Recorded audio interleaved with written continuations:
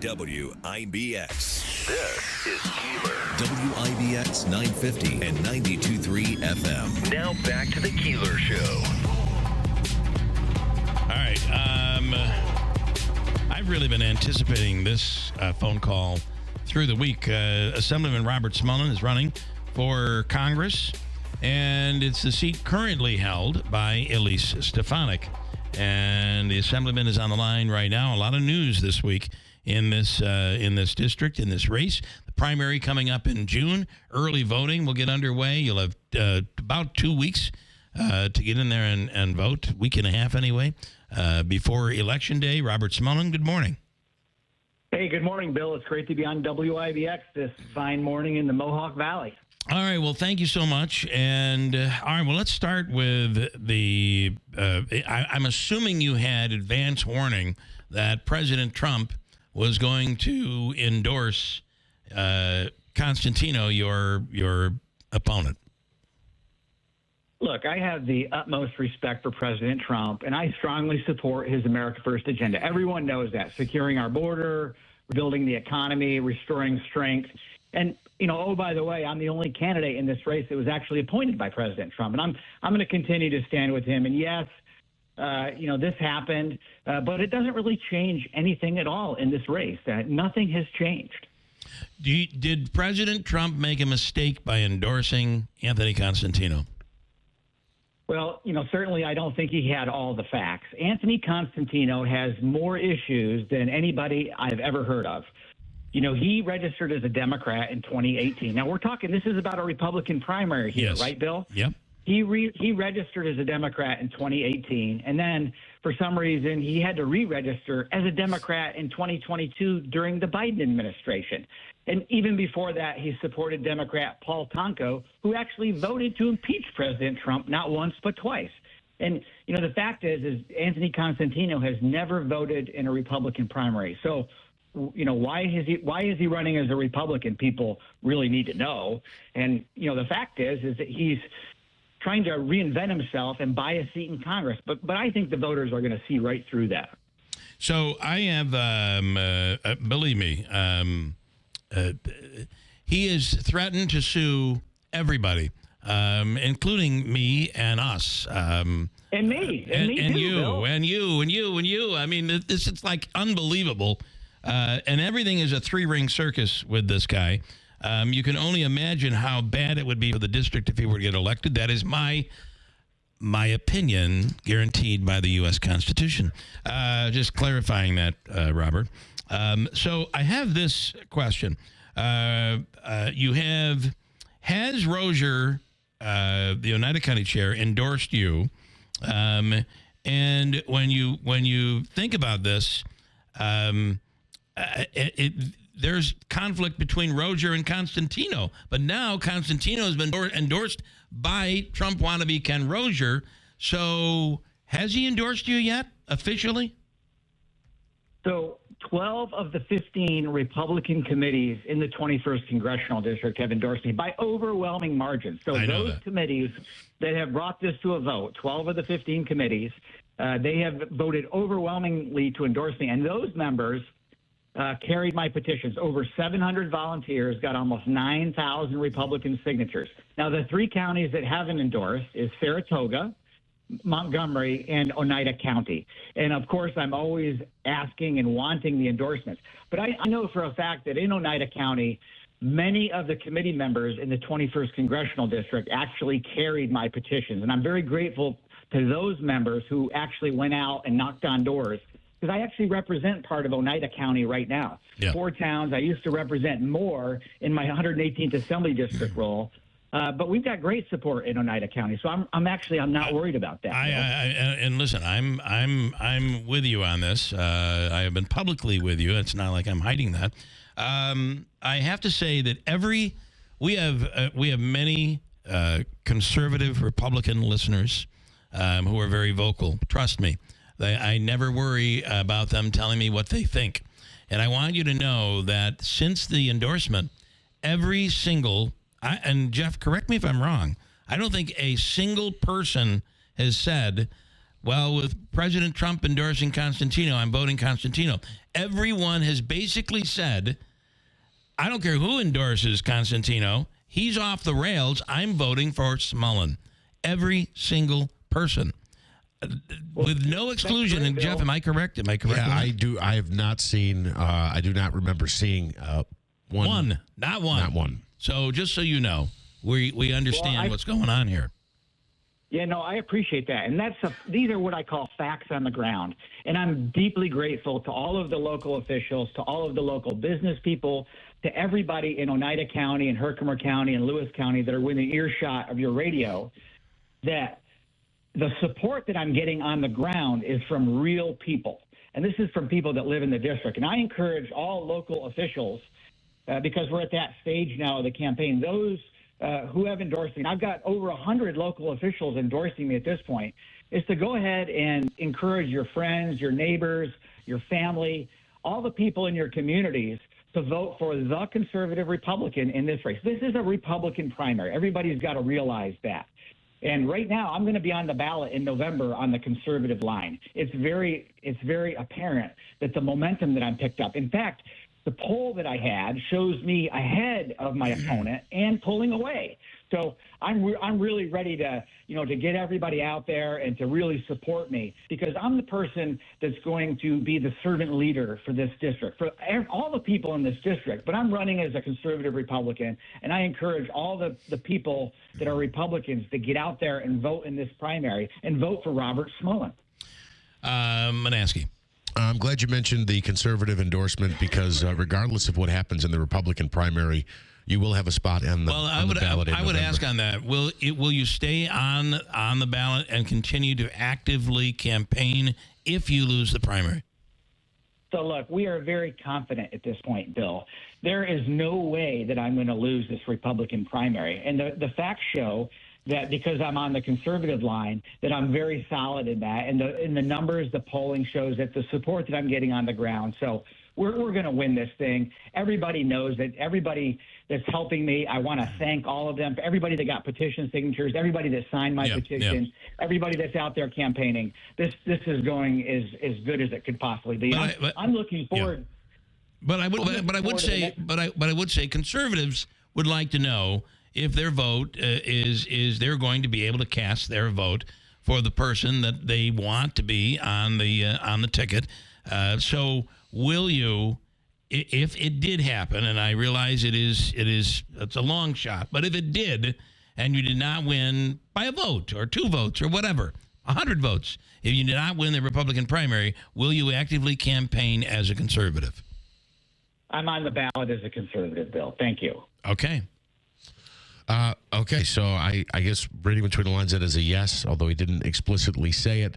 Have you reached out to current Congresswoman Elise Stefanik for an endorsement, and do you expect her to endorse either one of you? I don't expect her to get involved in this. I have great respect for the Congresswoman Stefanik.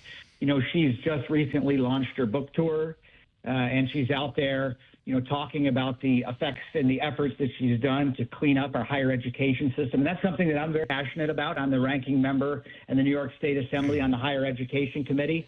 So, the Congresswoman Stefanik's efforts out there are very much greatly appreciated, and she's absolutely got big shoes to fill. And I look forward to winning this Republican primary in June to fill those shoes. This is what's really important. Can I follow up with that? Just what I want to go back to a couple of questions ago on the Constantino thing. What I do not understand is it is Constantino that turned this into a 3-ring circus when Elise Stefanik was being nominated to be ambassador to the United Nations.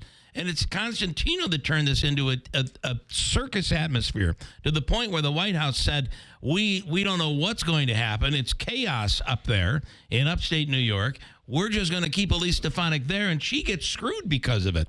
I still am baffled at how President Trump can endorse this guy after all of what happened during that fiasco. Well, it's clear that Anthony Constantino is unfit to serve in Congress. His temperament, his behavior, his actions. He's had multiple tax liens across multiple states. He's had an FEC allegation put against him about his campaign practices. He's made false and conspiratorial claims when he's under scrutiny about me. And, his company itself, he's laid off American workers while he's installing robots to replace them.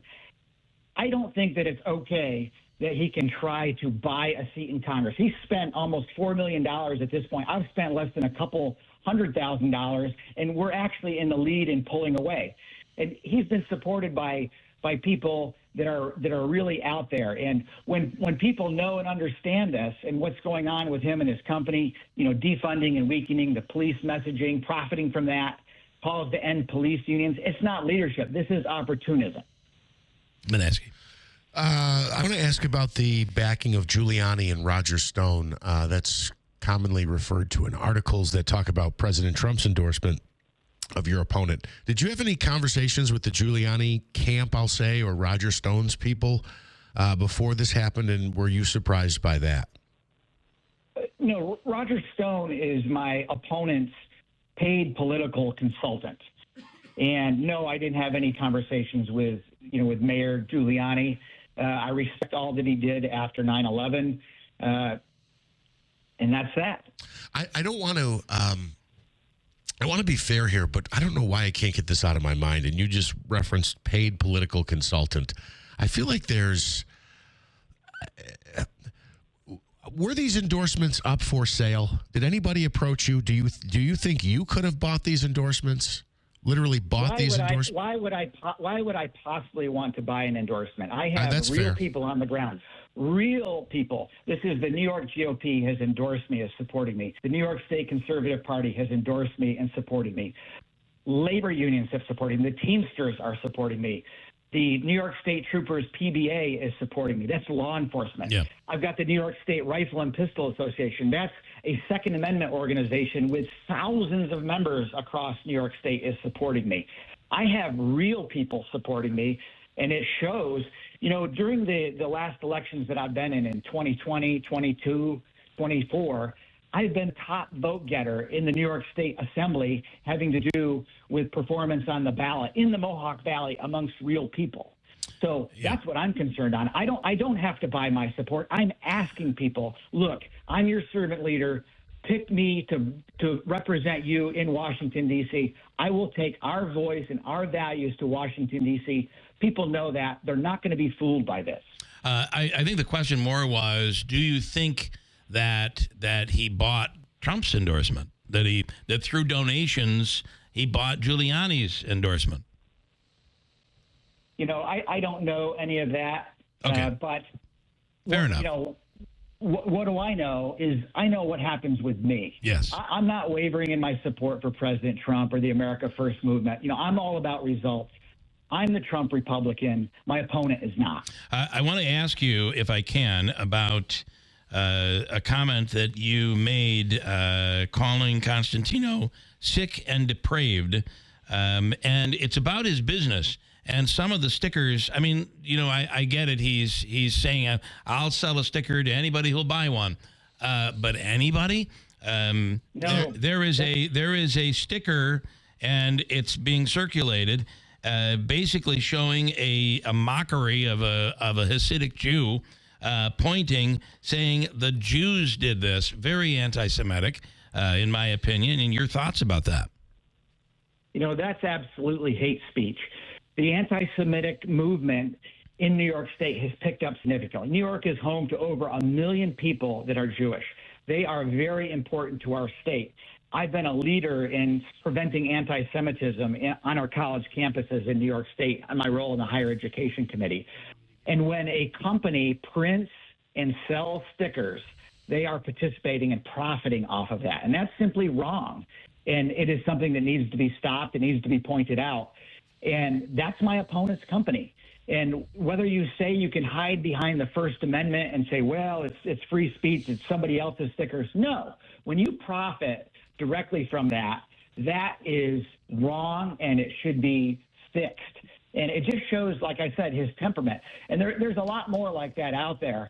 Just because you say that someone else has control over this on a website. If it's your website and you're profiting from it, you're responsible for it. Yeah, it's your name. Can I ask you, in talking about that, you said that it needs to be stopped and that it needs to be fixed. What do you mean by that? Well, in fact, they've all been taken down. So there's something wrong when you take it down and you have to scrub your website from with these things. So, and this is something that pressure needs to be applied. There are a lot of organizations that fight and defend this. One of them is called Stop Anti-Semitism, and it's out there actually, making public statements saying that this company should stop these practices, and I agree with them. All right, we've gone a little extra, and we do appreciate that. And I know these are I've never heard you so fired up as you are today, and I apologize for some of the questions, but I think these are questions that have to be asked, and I appreciate the fact that you're willing to listen and answer them. That's it. I'm a public official. I enjoy serving the people. I am the servant leader for this district. I will be the servant leader for the 21st Congressional District, and I'm confident with the people's help, the people that are listening to your show, that I will win this primary on June 23rd and be elected to Congress. Robert Smullen, we'll do it again. I do appreciate it.